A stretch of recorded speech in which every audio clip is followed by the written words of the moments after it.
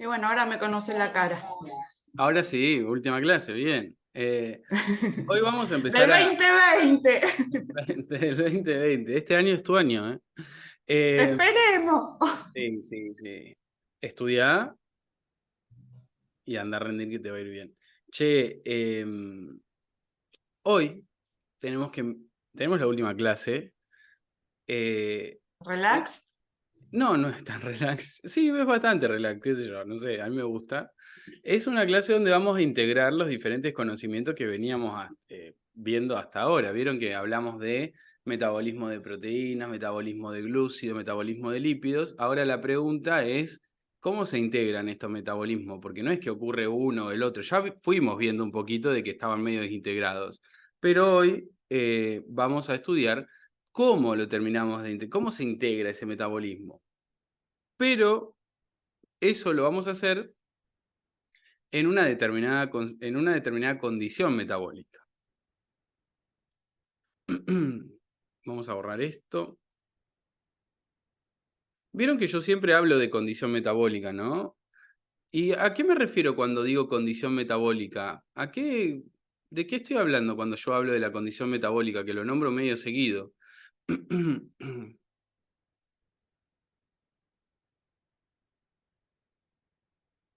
¿Qué les digo cuando digo condición metabólica?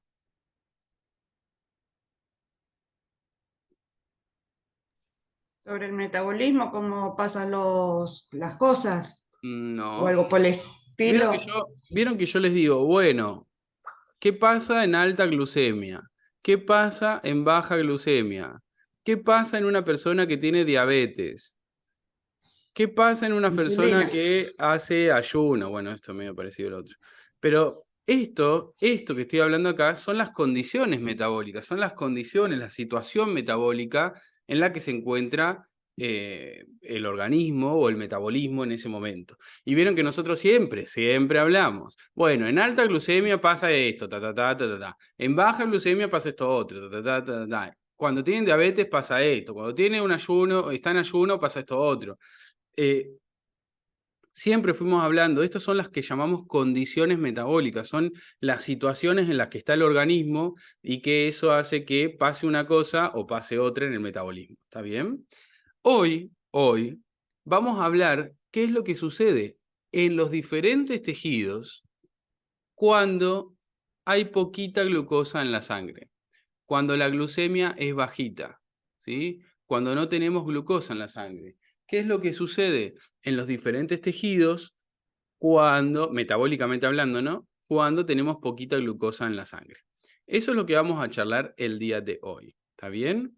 Y si ustedes se fijan en, en la parte de... Quiero poner esto abajo y no me deja. En la parte de videos complementarios van a tener lo que sucede, pero en alta glucemia, ¿sí? Acá vamos a trabajar qué es lo que sucede en baja glucemia y en la parte de los videitos complementarios tienen lo que sucede en alta glucemia. Trabajamos acá en baja y en los videitos ven lo que sucede en alta glucemia. Vamos a comenzar charlando, a ver si se acuerdan un poquito. ¿Qué es lo que sucede en las células del tejido adiposo cuando hay poquita glucosa en la sangre? ¿Se acuerdan que en las células del tejido adiposo nosotros tenemos unas gotitas, que son las gotitas lipídicas, donde guardamos ahí los triglicéridos? ¿Se acuerdan? En el tejido adiposo. A ver, chicas, si alguna se acuerda. ¿Qué sucede en el tejido adiposo cuando tenemos poquita glucosa en la sangre? ¿Qué es lo que va a pasar en el tejido adiposo cuando tenemos poquita glucosa en la sangre? ¿Qué sucede?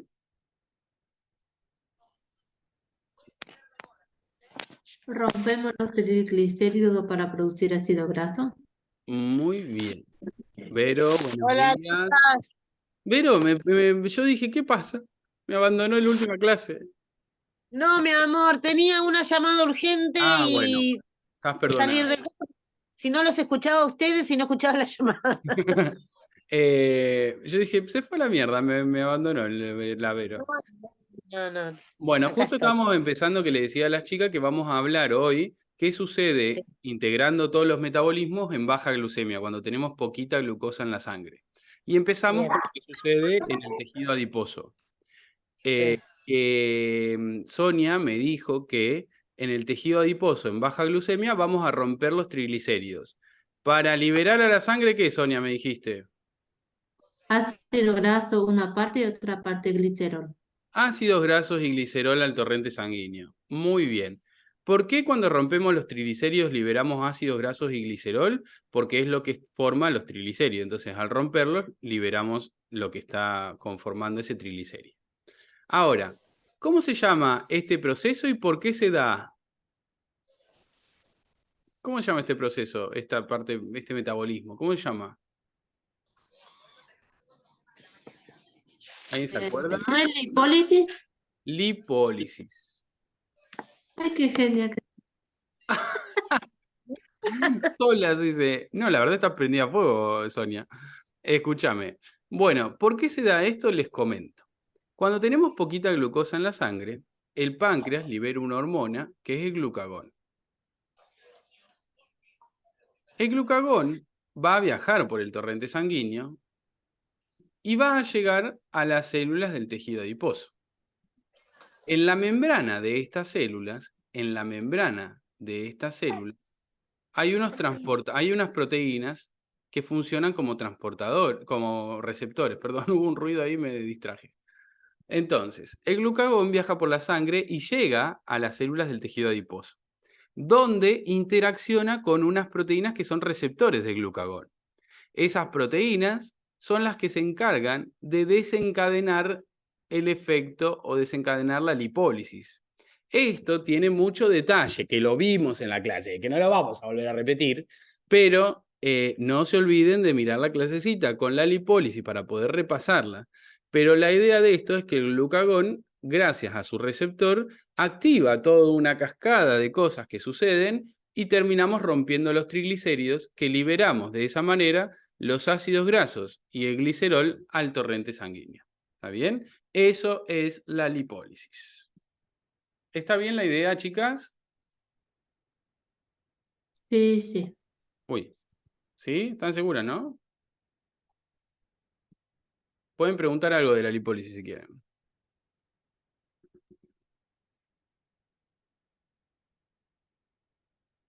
¿No? Bueno. Ahora, vamos a empezar a ver qué es lo que sucede en las células del hígado, ¿sí? Porque eso es lo que pasa en el tejido adiposo, cuando tenemos poquita glucosa en la sangre. Ahora, la pregunta es, ¿qué sucede en las células del hígado cuando tenemos poquita glucosa en la sangre? ¿Sí? Entonces vamos a hacer toda la célula del hígado así, grandecita, grandecita, grandecita, porque la vamos a necesitar bastante espacio, y le vamos a poner que estamos hablando de una célula del hígado, de un hepatocito.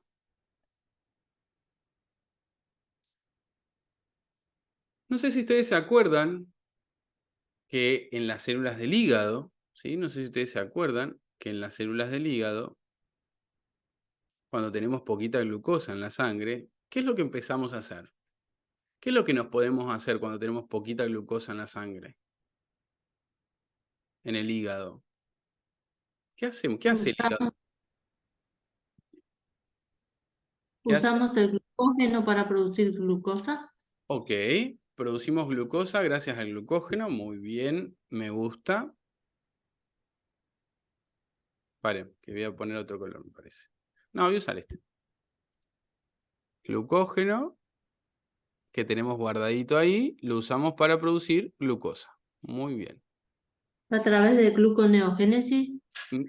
Esa no es la No. gluconeogénesis, esa es la glucogenólisis, cuando rompemos el glucógeno que tenemos guardado. Genólisis. Glucogenólisis. Muy bien. ¿Producimos energía? ¿También producimos qué? ¿Energía? De otra manera que ahora lo vamos a ver.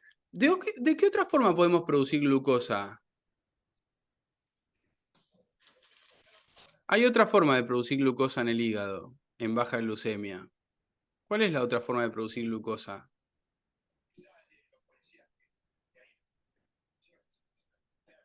¿Qué puedo usar para hacer glucosa en el hígado en baja glucemia? A través de piruvato puede ser. Muy bien. Usando piruvato, para que lo voy a copiar esto porque si no me va a quedar gigante. Usando piruvato, usando también lactato, Lactato, glicerol también puedo usar y aminoácidos. no ácidos. Usando todo eso puedo hacer glucosa también. Estas son diferentes vías, ¿sí? Esta de la cual estamos hablando se llama gluconeogénesis, ¿sí? Gluconeogénesis. Gluconeogénesis. Muy bien. Eso es cuando tenemos baja glucemia. Sí, Siempre, todo ¿no? lo que vamos a hablar hoy es en baja glucemia, exactamente. ¿Sí? Bien. Y la vía en la cual se degrada el glucógeno se llama glucogenólisis. Que lo hemos visto, ¿sí? Usen esta clase para después poder repasar de vuelta lo anterior y entenderlo un poquito más. Pero entiendan que el hígado en baja glucemia se pone a producir glucosa, ya sea degradando el glucógeno o a través de estas cositas de piruvato, lactato, glicerol, aminoácidos. Y esa glucosa, ¿qué la va a hacer el hígado? ¿Para qué la quieras producir? Energía. No quiere hacer energía el Para el hígado. torrente sanguíneo. La va a liberar a la sangre. ¿Por qué la va a liberar a la sangre? Porque el hígado quiere restaurar los valores de glucemia. Acuérdense que tenemos poquita glucosa en la sangre. Entonces el hígado se preocupa y dice, che, bueno, hay poquita glucosa. Vamos a soltar glucosa a la sangre. Y lo hace gracias a estas dos vías metabólicas que acabamos de charlar. Y hay algo interesante en estas vías metabólicas. ¿Qué es lo interesante en estas vías? Fíjense que estas vías, yo les aviso que me va a quedar un quilombo de flechas. Ya les estoy avisando porque ya me estoy dando cuenta que esto va a quedar un montón de flechas para todos lados. Pero bueno, fíjense que estas vías, o esta vía, utiliza glicerol. ¿Qué glicerol conocemos nosotros? ¿De dónde viene el glicerol que conocemos nosotros? De los adipocitos que rompemos el triglicérido. Muy bien, Sonia. El glicerol que se usa para la gluconeogénesis viene del tejido adiposo, de la lipólisis, ¿sí? Acuérdense que cuando ocurre la lipólisis se rompen los triglicéridos, se liberan los ácidos grasos y el glicerol. El glicerol puede viajar por la sangre, voy a hacer así, que viaje por la sangre. El glicerol puede viajar por la sangre, voy a poner color rojo. El glicerol puede viajar por la sangre, va a viajar por la sangre, hasta llegar a las células del hígado. Una vez en el hígado, el glicerol va a ingresar y va a ser utilizado para producir glucosa. ¿Sí? ¿Está bien hasta acá? Y ahora yo me pregunto. Si toda la glucosa que tiene el hígado la libera a la sangre, ¿qué va a usar? ¿Están bien ahí? ¿Me escuchan? Sí, ¿no? Sí, profe, sí. ¿Qué va a usar el Sí. hígado como fuente de energía si toda la glucosa que tiene la libera a la sangre? El ácido graso. Muy bien. ¿Qué ácido graso? El ácido graso que vino del triglicérido que rompemos en lipólisis. Exactamente. ¿Y se producen cuerpos cetónicos? Ahora vamos a ver que también se produce cuerpo cetónico. Exactamente. Los ácidos grasos que liberamos en la lipólisis van a ingresar a las células del hígado. Obviamente que esto lo tienen que repasar, por favor, ya lo pido. Yo acá estoy haciendo un resumen porque si no, tengo que volver a dar absolutamente todo. Pero recuerden que los ácidos grasos tenemos que activarlos en el citoplasma para que se puedan meter hacia el interior de las mitocondrias. Vamos a hacer las mitocondrias. ¿Sí? Acuérdense que es todo un temita, no es que... Pero una vez que los activamos, esos ácidos grasos pueden ingresar a las mitocondrias. ¿Sí? Los ácidos grasos pueden ingresar a las mitocondrias y van a ser usados como fuente de energía. Van a ser transformados primero en acetil-CoA. Chicas, ese acetil-CoA, esa transformación de los ácidos grasos en acetil-CoA, ¿Cómo se llama esa vía metabólica? ¿Cómo se llama la vía que nos permite romper los ácidos grasos y usarlos como energía? Beta oxidación. Muy bien. Beta oxidación. Muy bien. La beta oxidación es la vía que permite usar los ácidos grasos como fuente de energía en muchos tejidos, pero bueno, acá estamos hablando en el hígado, ¿sí? Pero casi todos los tejidos pueden usar ácidos grasos como fuente de energía, menos el cerebro y los glóbulos rojos. Pero después, pipa. Ese acetil-CoA, para producir energía, ¿cómo hago? ¿Dónde tiene que entrar ese acetil-CoA para poder producir energía? ¿En qué vía metabólica? El ciclo de Krebs. Muy bien. ¿Estás, Sonia? ¿Estás? No, está como loca hoy. Está como... Sí, sí. No, Ayer estudié mucho y aprendí el coso de aminoácidos también, así que estoy feliz. Se tragó los libros este fin de ayer semana. le metió domingo, le metió con todo. Muy bien. Muy bien. El ciclo de Krebs va a permitir que usemos el acetil-CoA como fuente de energía. Es otra vía metabólica que sucede acá en las mitocondrias. Y durante el ciclo de Krebs se producen un montón de moléculas transportadoras de electrones. También se producen en la beta oxidación, también. Y todas esas moléculas que transportan electrones van a ir a la cadena respiratoria para producir muchas moléculas de ATP, muchas moléculas de energía. ¿Sí? Energía. Muy bien. Pero, como decía Vero, muy claramente, también podemos hacer que, Vero. Que los cuerpos acetónicos. Muy bien. El acetil-CoA, que viene de oxidar los ácidos grasos, no solamente lo podemos usar para hacer energía, como recién vimos, sino que además ese acetil-CoA puede ser utilizado para producir estas moléculas que se llaman cuerpos cetónicos. La vía sería cetólisis. La vía sería cetogénesis. Cetogénesis. Exactamente. La vía que nos permite producir cuerpos cetónicos se llama cetogénesis. Exactamente.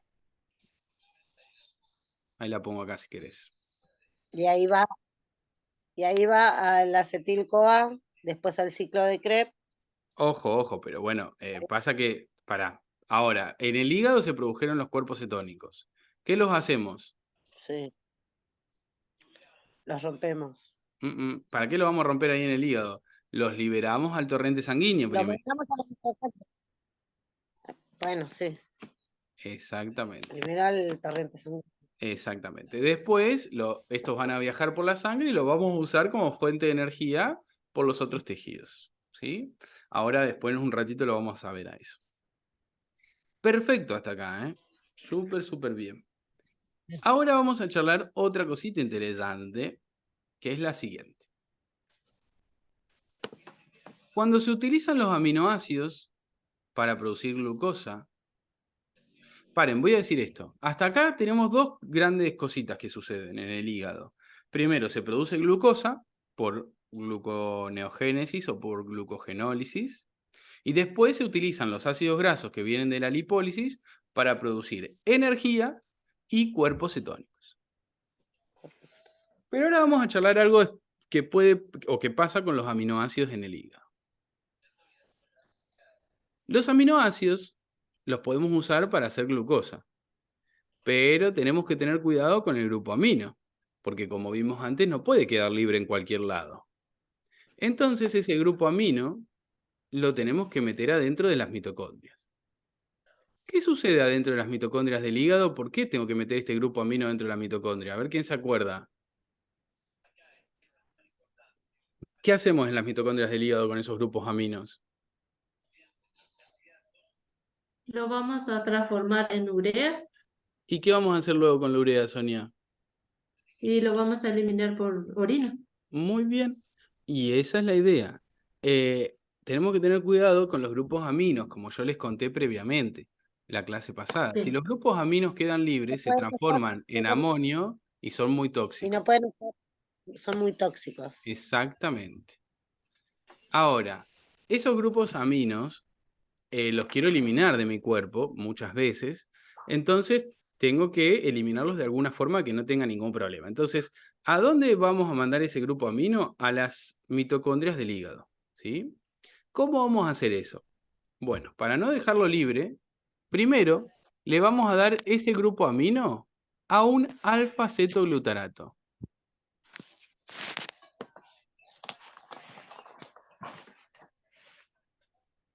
El alfa-cetoglutarato, paren que voy a poner esto más grande, me parece.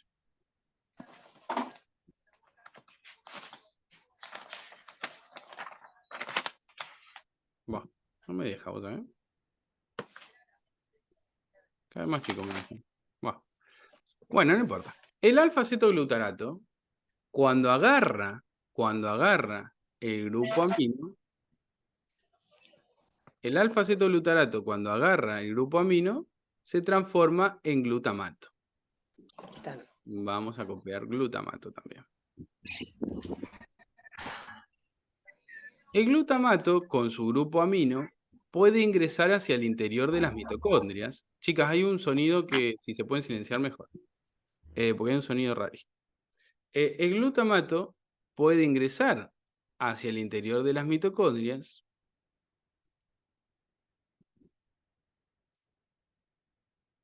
Y una vez en el interior, el glutamato se vuelve a transformar en alfa-cetoglutarato. Se vuelve a transformar el glutamato en alfa-cetoglutarato. Y al hacerlo, pierde el grupo amino que él había agarrado. Al perderlo, ese grupo amino se transforma en amonio, que normalmente sería un problema, pero acá en las células en las mitocondrias del hígado no, porque ese grupo amino, ese amonio, entra a la vía metabólica que conocemos como ciclo de la urea, para ser transformado en urea y eliminado por la orina. Entonces, fíjense todo lo que tenemos que hacer para no dejar libre ese grupo amino en ningún momento y que no me complique la vida. Sí lo dejo libre en las mitocondrias de las células del hígado porque es donde lo vamos a transformar en urea, pero no lo ando dejando libre por cualquier lado. ¿Está bien? Eso es importante que lo entiendan. Fíjense que lo que nosotros usamos del aminoácido para producir glucosa es lo que llamamos esqueleto carbonado. El grupo amino no lo usamos para producir glucosa. Entonces, ese grupo amino, de alguna manera, lo mandamos hacia adentro de las mitocondrias para que sea transformado en urea. ¿Cuál es la manera? Gracias al glutamato. ¿Sí? ¿Está bien? ¿Se entiende, chicas? Podemos parar un cachito para que pregunten lo que ustedes necesiten. Fíjense que acá, otra vez, lo mismo. En baja glucemia, el hígado produce glucosa por estas vías, degradando el glucógeno o por gluconeogénesis. Y después... Esa reacción se llama transaminación. Exactamente. Todo eso que pasó ahí se llaman transaminaciones. Transferimos el grupo amino, fíjate, nosotros vamos a usar el esqueleto carbonado de este aminoácido como fuente de energía. Usamos la parte del esqueleto carbonado. El grupo amino se lo transferimos por transaminación a un alfa-cetoglutarato. El alfa-cetoglutarato se transforma en glutamato, exactamente. Y después, una vez que está dentro de la mitocondria, es la inversa. ¿Cómo se llama esta reacción, Vero, cuando pierde el grupo amino? Desaminación. ¿Cómo? Muy bien. Desaminación. Desaminación, ¿sí? Muy bien, perfecto. Dudaste, pero muy bien. Lo dijiste. Desaminación, muy bien. No es lo mismo una transaminación que una desaminación. En las desaminaciones, los grupos amino...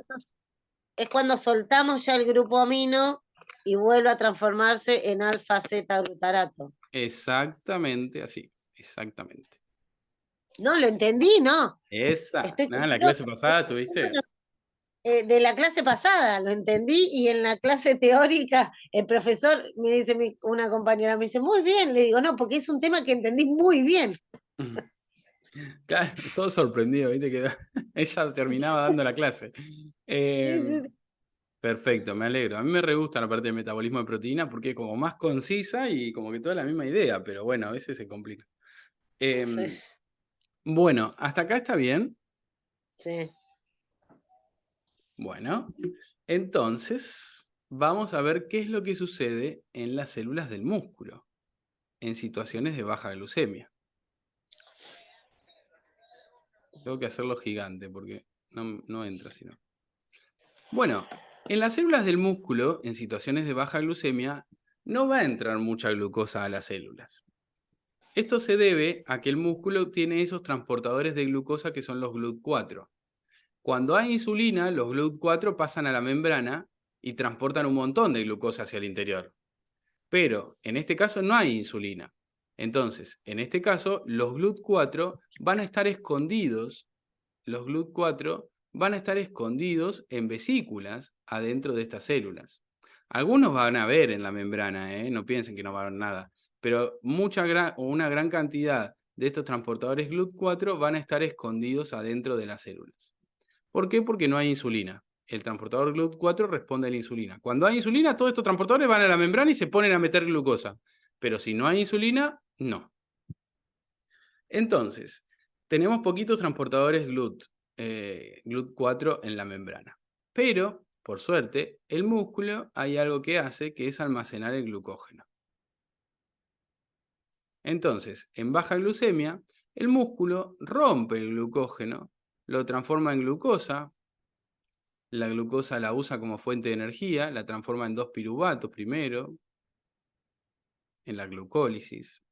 Los piruvatos entran a la mitocondria y se transforman en acetil-CoA, gracias a la descarboxilación del piruvato.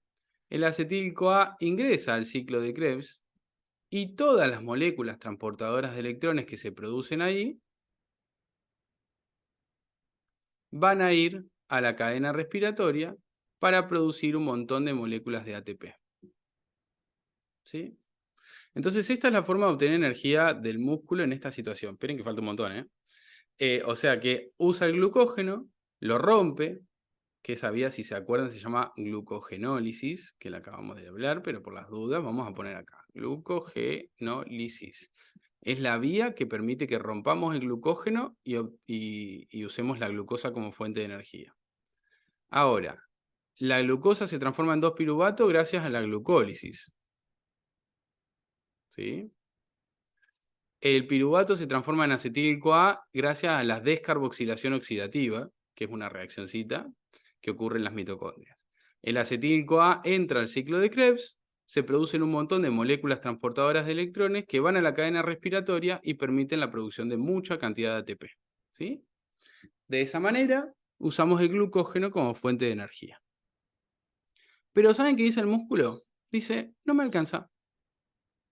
Esto no es suficiente para mí. Entonces, ¿qué más va a usar el músculo como fuente de energía? Si con esto que tiene no le alcanza, ¿qué más le vamos a dar para que use? ¿Quién sabe? Decime, Sonia, ¿se cortó? Ácido graso. Muy bien. Los ácidos grasos que vienen de la lipólisis también los puede usar el músculo como fuente de energía. Acuérdense que los ácidos grasos pueden ser transformados en acetil-CoA por la beta-oxidación y ese acetil-CoA ingresará al ciclo de Krebs. Eso es una opción. ¿Qué más puede usar el músculo como fuente de energía en esta situación? Cuerpo cetónico. Muy bien. Los cuerpos cetónicos viajan por la sangre, llegan a las células del músculo, entran a las mitocondrias y una vez en el interior de la mitocondria se transforman en acetil-CoA. Ese acetil-CoA también puede ser usado como fuente de energía. Eso es lo que Vero hoy me decía que se llamaba cetólisis. ¿Sí? Pero ¿saben qué dice el músculo? No me alcanza, quiero más, dice el músculo. Entonces, ¿qué va a usar el músculo como fuente de energía? Si no le alcanza con todo esto. Va a usar aminoácidos. Pero como ya sabemos, si usamos aminoácidos como fuente de energía, tenemos que tener cuidado con los grupos aminos de esos aminoácidos. ¿Sí?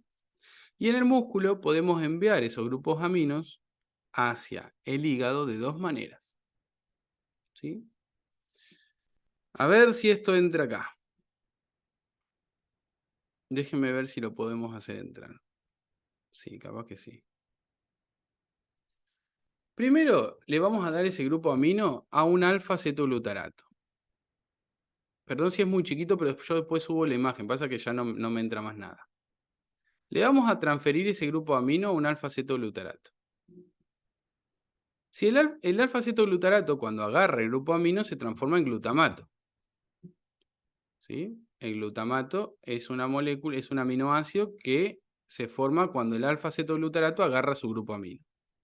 El glutamato va a agarrar otro grupo amino más. Paren que esto no me va a quedar cómodo acá. El alfa-cetoglutarato se transforma en glutamato, entonces. El glutamato va a agarrar otro grupo amino más y se transforma en glutamina. Exactamente. Entonces así y así. La glutamina va a viajar por el torrente sanguíneo hasta llegar a las células del hígado. ¿Sí? Una vez que llegó a las células del hígado, la glutamina, que lo que tiene de copado la glutamina es que ¿cuántos grupos aminos tiene la glutamina? ¿Cuántos grupos aminos tiene? Muy bien. 2 grupos aminos tiene la glutamina, así que está buenísimo. ¿Se acuerdan que hablamos del Uber que lleva 2 pasajeros? Está buenísima la glutamina. Ahora, ¿qué pasa con la glutamina cuando llega al hígado? Directamente la glutamina es tan copada que se manda adentro de las mitocondrias. Glutamina. La glutamina es como un vecino, ¿viste? Eso que se te mete para adentro y se te manda a cualquier lado. Entonces, la glutamina con sus 2 grupos aminos va a estar en las mitocondrias del hígado. La glutamina, en un primer lugar, se va a transformar en glutamato y va a perder uno de esos grupos aminos, que va a entrar al ciclo de la urea. El glutamato va a perder el segundo grupo amino y se va a transformar en alfa-cetoglutarato, y ese grupo amino también entra al ciclo de la urea. O sea que la glutamina pierde sus 2 grupos aminos y los 2 entran al ciclo de la urea. Fíjense todo lo que tuvimos que hacer para que ese grupo amino no quede libre en el músculo y me mate el cerebro. ¿Está bien? No sé si mata así. Pero sí, no me puede quedar libre este grupo. Entonces fíjense todo lo que tuvimos que hacer. Primero, le dimos el grupo amino a un alfa-cetoglutarato. El alfa-cetoglutarato se transformó en glutamato. El glutamato agarró otro grupo amino más y se transforma en glutamina. ¿De dónde lo agarró? Y de la vida. Porque a un poquito libre hay, muy poquito, pero un poquito hay. Entonces lo agarró de la vida. La glutamina viaja por la sangre, llega al hígado y una vez en el hígado se mete a las mitocondrias y pierde sus 2 grupos aminos. Y esos 2 grupos aminos entran al ciclo de la urea para transformarlos en urea. Fíjense todo lo que tenemos que hacer para que no dejemos esos grupos aminos libres en cualquier lado y sean muy, muy tóxicos para el cerebro. ¿Está bien? Sí. Y ahí se produce la desaminación. Ahí la glutamina pierde sus grupos aminos por desaminación. Sí, ahí queda libre el grupo amino en las mitocondrias del hígado. Sí. Ok. Y vamos a ver lo último. Después charlamos un poquito de todo, les hago alguna preguntita así simple. En el músculo, porque la glutamina es una forma para enviar los grupos aminos que sucede en todos los tejidos extrahepáticos. ¿Sí? Todos los tejidos extrahepáticos pueden mandar los grupos aminos como glutamina. Pero el músculo tiene algo especial también. ¿Cómo puede mandarlo? Por alanina. Muy bien. Vero, con este tema estás entera. No, ¿viste? No, estoy divina. Bien. No me podía perder la clase. Bien. Está full, Vero. Esta ¿Cómo anda, parte. Vero? Muy bien. Escúchenme, esta parte es la tuya.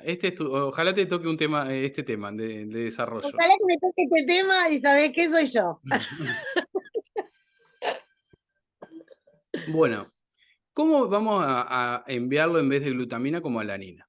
Bueno, los aminoácidos los podemos usar como fuente de energía, pero tenemos que tener cuidado con el grupo amino. El grupo amino se lo vamos a dar a un alfa-cetoglutarato que se transforma en glutamato. Pero ahora, en vez de transformarse en glutamina, el glutamato le va a dar ese grupo amino a un piruvato. Le va a transferir ese grupo amino a un piruvato. El piruvato agarra el grupo amino y se transforma en alanina. La alanina, que tiene un grupo amino, solito. No puede ser directamente a la mitocondria. No, pero bueno, primero va a viajar por la sangre hasta Sangre llegar a las células del hígado. del hígado. Y la alanina no puede entrar a la mitocondria, no puede entrar, como decíamos recién. Entonces, ¿qué va a hacer la alanina? Se convierte en alfa-glutarato. Ojo, no se convierte ella. Le Pasa da el ¿eh? al alfa-glutarato. Exactamente, la alanina le da su grupo amino a un alfa-cetoglutarato. Sí. El Este es el alfa-cetoglutarato, ¿en qué se transforma? en glutamato. ¿Y el glutamato a dónde va? ¿A dónde entra? A la mitocondria. A la mitocondria. Y una vez en el interior de la mitocondria, el glutamato va a perder ese grupo amino que va a entrar al ciclo del urea. De la urea. Exactamente. Todo esto, ¿por qué? Porque la alanina no puede meterse ella adentro de la mitocondria. Entonces, le da su grupo amino a un alfa-cetoglutarato que se transforma en glutamato, y el glutamato con el grupito amino ahí se mete adentro de la mitocondria para que ese grupo amino vaya y se transforme en urea. Muy bien. Y la alanina, cuando pierde el grupo amino, ¿en qué se transforma? De nuevo. La En alanina, piruvato. muy bien, en piruvato. Ese piruvato que se forma en el hígado puede ser usado para producir glucosa por gluconeogénesis. ¿Sí? Perfecto. Muy bien. Muy bien. Ahora, todo esto que están viendo acá es cuando tenemos poquita glucosa en la sangre durante mucho tiempo, ¿sí? O sea, no es que hoy no como un ratito, tengo hambre y ya está pasando todo esto. No, esto es cuando ya tenemos un tiempito sin comer, ¿sí? Con poquita glucosa en la sangre y que no se recupera, ¿sí? Ahora, ¿qué es lo interesante de esto? Una persona con diabetes tiene esto mismo. Todo esto está activado cuando la persona no está tratada, ¿no? Si tiene tratamiento, no pasa todo esto. Pero si la persona tiene diabetes tipo 1, no tratada, todo esto está activo. Es como, por más que la persona come y por más que tenga un montón de glucosa en la sangre, como no hay insulina, el cuerpo piensa que hace un montón que no está comiendo. Entonces todo esto se activa. La lipólisis, la producción de cuerpos cetónicos, la gluconeogénesis, todo esto está activado en la persona con diabetes tipo 1 no tratada, porque por más que esté lleno de glucosa la sangre, por más que la persona coma a cada rato, la realidad es que no hay insulina. Entonces el cuerpo piensa que el glucagón está alto, pero en realidad el problema es que no hay insulina, no es que el glucagón está alto. Entonces el cuerpo piensa que hace un montón que esa persona no está comiendo y desencadena todas estas vías, ¿sí? Todo esto en la diabetes tipo 1 no tratada, ¿sí? Pasa medio que lo mismo que cuando hacemos el ayuno este potente, ¿vieron? Perdón, Lucas, ¿Sí, Dani? ¿pasa lo mismo con la diabetes tipo 3? No, tenemos diabetes tipo 2 y 1. En la diabetes tipo 2 no pasa lo mismo. En la diabetes tipo 1 no tratada pasa todo esto. ¿Sí? En la diabetes tipo 1 no tratada pasa todo esto. En la diabetes tipo 2 no sucede esto. ¿Por qué? Porque en la diabetes tipo 2 tenemos insulina todavía. El cuerpo produce insulina, el páncreas produce insulina. Los tejidos responden mal a la insulina, pero el páncreas la está produciendo todavía. Y eso hace que todo esto no suceda así, porque todavía hay insulina, todavía está la hormona que me dice, che, hay glucosa en la sangre, ojo. Lo que pasa en la diabetes tipo 1 no tratada es que no hay insulina. Esa hormona que a mí me dice, che, fíjate porque hay glucosa, no está. Entonces el cuerpo piensa que no hay nada de glucosa. Sin embargo, la persona tiene un montón de glucosa en la sangre.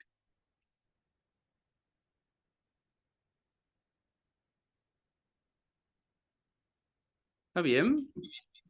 Sí, igual te había preguntado sobre la 3, no la 2. Pero la 3 no sé cuál es. No existe para mí.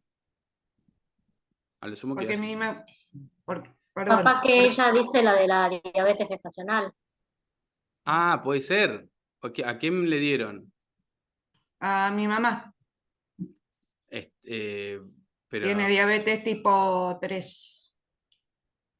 no sabía que existía. O sea, por ahí, claro, es diabetes gestacional, pero no está embarazado, sí. Con 67 años no creo. Bueno, prepárate. Prepárate para recibir una hermana. No, no sé cuál es, te digo la realidad. No sé qué tipo de Pero, diabetes. Dani, tu Yo solo mamá, sé que hay dos, una Melina, y dos, nada más. porque la ¿Cómo? 1, entonces es la tipo 2, no es tipo Porque 3. yo cuando me operé y después que me interné por un forúnculo que me salió en la cara, terminé internada y me preguntaron si tenía diabetes o alguien. Viste que te hacen millones de preguntas. Mm. Y la terminé llamando a mi mamá y preguntándole. Dice, sí, tengo diabetes tipo 3. No, se habrá confundido capaz. Yo que sepa, no. Por ahí hay una Perdón que diabetes. te pregunte, pero No, No, cero. Yo no. se Que debe yo haber sepa, no. confundido. Se debe haber confundido, porque hay dos, Dani. Sí, exactamente, hay dos. Que yo sepa, hay dos. Bueno, está la gestacional, pero bueno, que yo sepa, hay Pero dos. pero la gestacional es durante el embarazo. Después puede ser que te siga y se convierta en una diabetes tipo 2 En general se regulariza después. o Si se regulariza después de tener el bebé. Sí, sí, que yo entienda, sí. Pero recuerden que yo no soy médico, pero sé que diabetes tipo 3 no conozco. ¿Está bien? sí, el último embarazo que tuvo mi mamá fue en el 87. Claro. Uf, O sea que fíjate. No creo que le haya quedado la gestación. No, escúchenme. No, bueno, no sé. Yo sí sé que esto que acabamos de ver, todas estas vías, se activan en la diabetes tipo 1 no tratada. ¿Sí? Esto es importante. Si en alguna pregunta le dicen describir las vías metabólicas activadas en la diabetes tipo 1 no tratada, y tienen que describir esto. ¿Sí? Por ahí no tan en detalle, pero sí la idea de qué ocurre en los tejidos con la diabetes tipo 1 no tratada, que es lo mismo que este caso que hablamos recién, cuando no comemos por un tiempo prolongado, ¿sí? Cuando la glucosa en la sangre es baja por un tiempo prolongado. ¿Está bien? ¿Sí? Sí, profe. Bueno, vamos a dejar de grabar porque ya no hay nada más que tengamos que hacer. ¿Alguien quiere preguntar algo?